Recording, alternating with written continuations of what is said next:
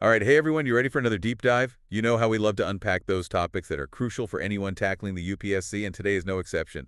We're going green, diving deep into India's green bonds. Green bonds, yeah, they're definitely making waves, both in economic circles and environmental circles. Absolutely, they're designed to fuel all those eco-friendly projects that are so important these days, and they have the potential to be a real game changer for a developing economy like India.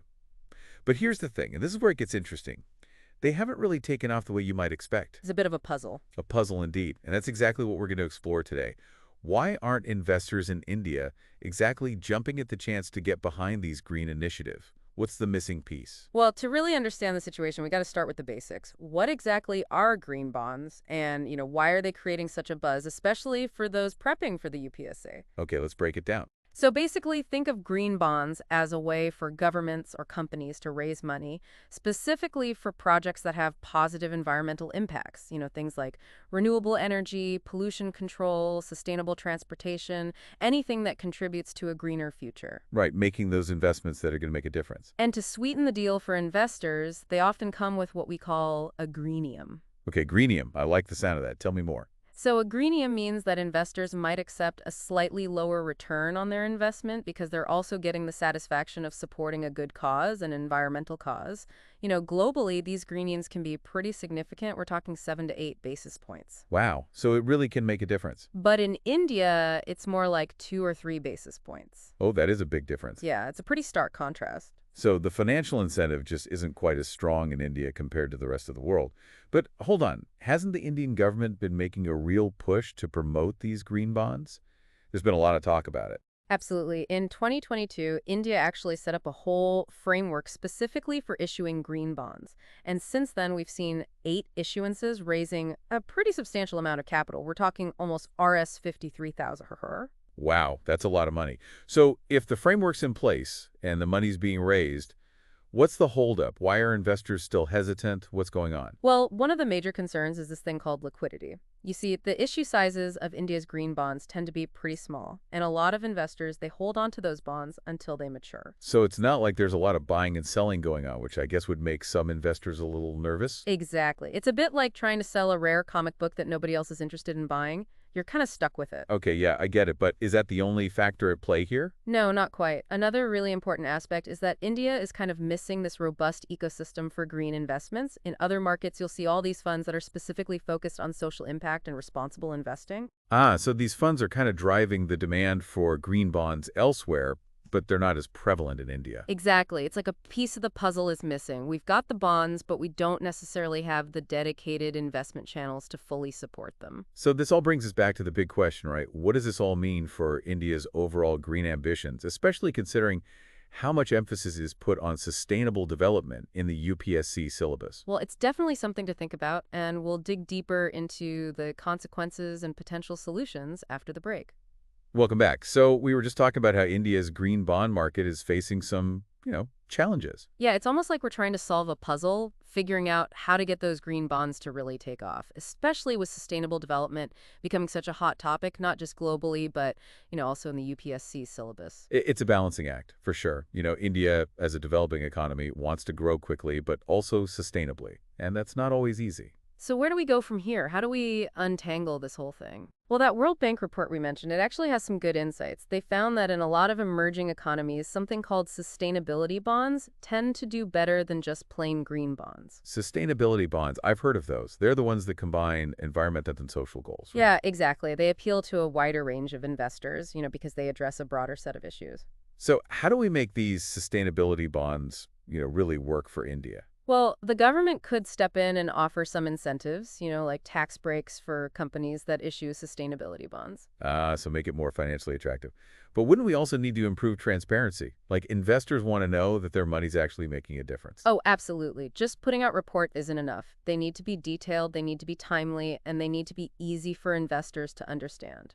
What if, there was a way for investors to track the progress of those green projects? Exactly. Like a real-time dashboard, you could see how those investments are, reducing emissions or increasing renewable energy capacity. That would be amazing. You could actually see the impact of your investment, right there in front of you. It would build so much more trust and confidence. Definitely. But even with all of that, we still have the issue of India's credit rating. That's a big hurdle for a lot of investors. It is, but what if India partnered with organizations like, the World Bank or the Asian Development Bank? They could issue bonds together. So kind of leveraging their good credit rating to attract more investors. Exactly. Plus, they bring a lot of experience and expertise to the table. It's like a win-win, right? But, while we're focusing on all these large-scale solutions, aren't we forgetting about those smaller community-driven projects? You're right. We can't overlook those. They're crucial too. I mean, a truly sustainable India needs change makers at every level. So how do we make sure that those smaller players, the ones working on the ground, in their communities, how do we make sure they get the support they need? Well, we'll explore some more ideas for that in the next part of our deep dive, including some pretty innovative financial instruments and policy approaches. Sounds good. Stay tuned, everyone. We've got a lot more to unpack. All right, welcome back to our deep dive. We've been talking about India's green bonds, the challenges, and some big picture solutions. But now let's shift gears a bit and talk about those smaller, community-driven green initiatives. Yeah, those are really important too. You can't forget about them. Absolutely. But how do we make sure they get the financial support they need? Those folks working at the grassroots level, making a difference in their communities. Well, one idea is to, develop some kind of financial instruments that are specifically designed for them. Like, imagine a green microfinance program. Oh, I like that. Green microfinance.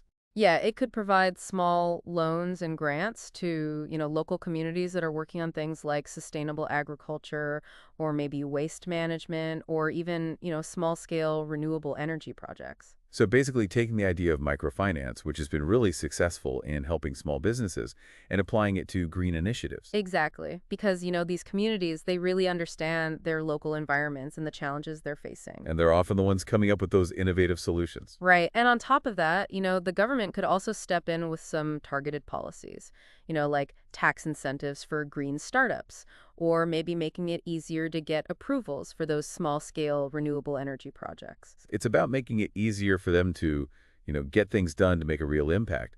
But even if we do all of that, how do we make sure that those small initiatives can actually scale up? How do we help them grow and make a difference beyond just their own communities? Well, that's where networking and knowledge sharing come in. What if there was like a national platform where all these local initiatives could connect with each other? So they could learn from each other, share ideas, best practices, that sort of thing. Exactly. And maybe even collaborate on some larger projects. It's like creating a network of green hubs all across the country. Yeah, each one contributing their own, unique expertise and solutions. It's a pretty exciting vision. But, let's be real. Can India, with all its, financial constraints and bureaucracy, can it really achieve this kind of, green revolution at all levels? That's the big question, isn't it? And it's not going to be easy, but, I think the potential is definitely there. India's got, the ingenuity, the entrepreneurial spirit, and people are becoming more and more aware of how urgent climate action is. So it's about harnessing that energy, giving people the right support, and creating an environment where green innovation can really flourish, whether it's, a massive solar farm or a community garden. Absolutely. And for all you UPSC aspirants out there, pay attention to these discussions. Green bonds, sustainable development, this stuff comes up a lot in both the prelims and the mains. And if you've got any thoughts or questions about what we've talked about today, leave a comment below. We'd love to hear from you. Oh, and don't forget, we got a lot of our insights for this deep dive from an article in the Indian Express. So, check that out if you want to learn more. All right, that's it for today. Don't forget to like, subscribe, and share this episode with your friends. And until next time, keep those brains buzzing. We'll see you soon for another deep dive.